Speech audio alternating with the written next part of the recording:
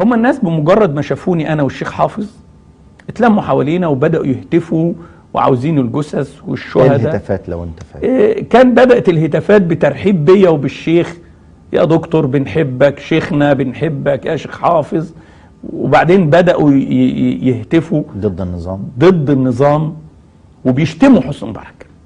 يعني هنا كانت بدايه الانقلاب على حسني أول مبارك. مرة أسمع يسقط حسني مبارك يوم الخميس. يعني دي ما بدأتش 28، لا بدأت في السويس، كانت أول مرة أسمعها.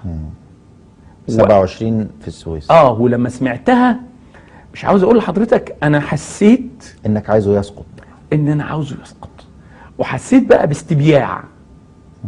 فضلنا الناس المحافظ ومدير الأمن ومدير مباحث أمن، ما فيش حد موجود، خايفين من الناس عندها استعداد تفتك بأي حد، شكلهم وهتافاتهم والكلام ده كله. لما لقوا الشيخ حافظ جه، هم عارفين ان الشيخ حافظ كلمته في السويس منتهية، وعارفين ان الشيخ هيحميهم. فجم بدأنا في مفاوضات معاهم، عاوزين نخرج الجثة مع العقيد اللي موجود، لا مع مدير الامن بقى ومدير مباحث امن الدولة. جم لما شافوا الشيخ حافظ، لما عرفوا حسوا بالامان انه هيحميهم من الناس بالظبط. فجم، وفعلا الناس بمجرد ما جم الناس كانوا هياكلوهم لولا الشيخ حافظ. الشيخ حافظ ارجع يا ولد، خلاص كله يرجع. مش عاوزين يدونا الجثث. الشيخ حافظ عنده كام سنه دلوقتي؟ الشيخ حافظ دلوقتي 89 اظن. الشيخ حافظ يعني ما تشوفه كده، لكن اكيد حضرتك سمعته في الميدان. طبعا، ما هو كان على طول في الميدان. بمجرد ما بيفتح صوته زئير الاسد. مش عاوزين يسلمونا الجثث عشان خايفين الناس تاخدها وتمشي بيها في الشارع وتبقى جنازه شعبيه. طب نعمل ايه؟ وتشتعل المظاهرات وتشتعل البلد. طب نعمل ايه؟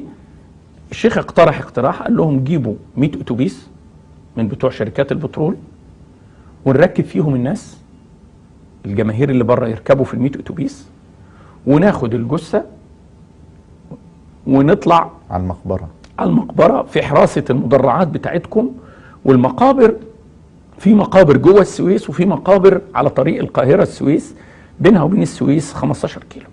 فطبعا عايزين يدفنوه في البعيد. هو الشيخ قال هندفنها في البعيده، بحيث ان الناس تنزل هناك. عاوزين يعملوا مظاهره في الصحراء يعملوا. قالوا طيب خلاص، دي فكره. وبداوا يجيبوا اتوبيسات. كان الكلام ده وصلنا قبل المغرب بنص ساعه تقريبا. انت بتتكلم الوقت من الساعه 10 الصبح للمغرب؟ لا، على بال ما فطرنا وصلينا الظهر.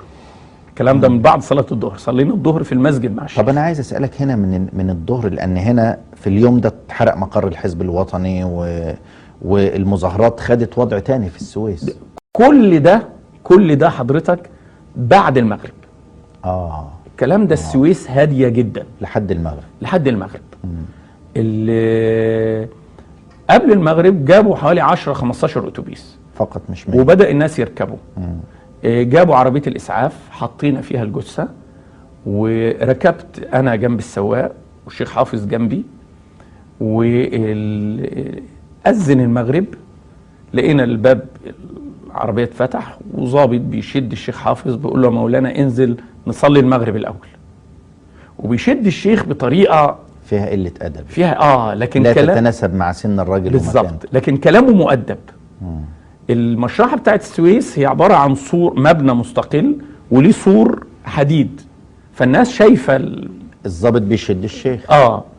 ونفس الشيخ نزل ظابط معايا بنفس القصة. دخلنا أوضة، يا دوب صلينا، كبرنا. أنا اللي كنت بصلي بالشيخ، كان الشيخ ورايا ومعاه أحد تلاميذه. يا دوب صلينا الركعة الأولى ونسمع هياج وتحديف طوب وهتافات، والدنيا هاجت على المشرحة بره وصفارات العربيات التدخل السريع وفض الشغب وطوب بيكسر المشرحة. وقنابل بقى مثيرة للدموع والمطافي والمية، والدنيا اتقلبت. يعني هنا بقى كان في مؤامرة سرية من الشرطة ضد الناس. ده اللي حصل. احنا عاوزين نخرج نبص ايه، وهم الشرطة بيمنعونا من الخروج من الأوضة. يعني قصة صلاة المغرب دي ما كانتش اتضح الكلام ده بقى لما الدنيا الناس كلها انفضت ومشيت، وخلت كل الناس مشت والقوات طردتهم، وجت مدرعة وقفت قدام المشرحة. ركبنا عربية الإسعاف أنا والشيخ وانطلقنا.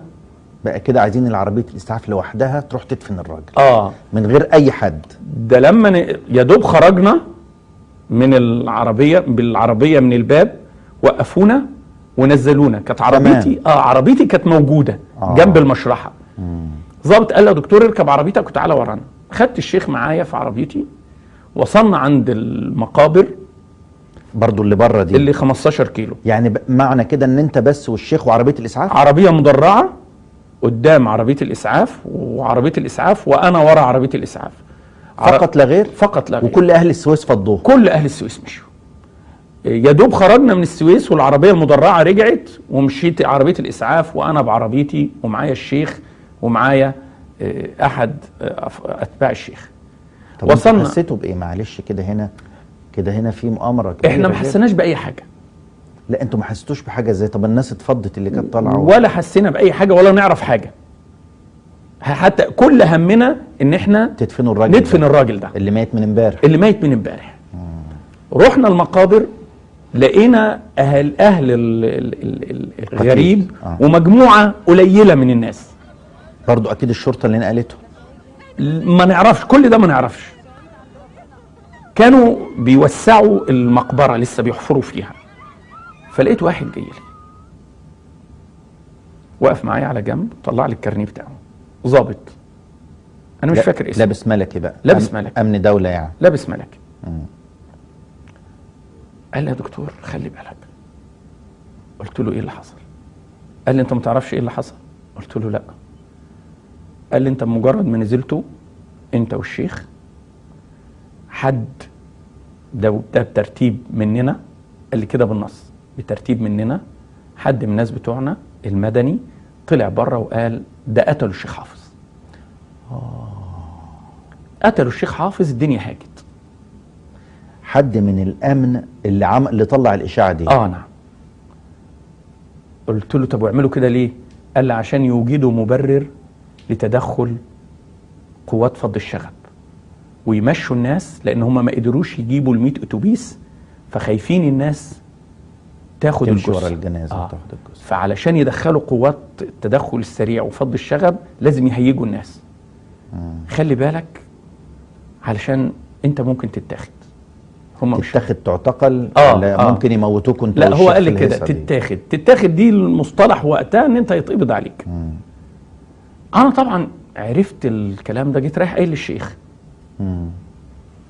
دفنا الراجل بالتليفونات بقى. عرفنا ان السويس ولعت. ايه بقى ولعت هنا السويس؟ كون بقى الشيخ حافظ يتقتل، الناس اللي متجمهرة دي كلها جت خارجة على اسم ال40 مولعة فيه. طب هم الناس اللي طلعوا اشاعة مقتل الشيخ ما كانوش بيدركوا ده؟ الامن غير بيتصرف تصرفات غير مسؤولة، وممكن ما يكونش مدرك لهذا الامر، او يكون هو عاوز كده، ما نعرفش. انا ما حللتش الموقف حقيقة.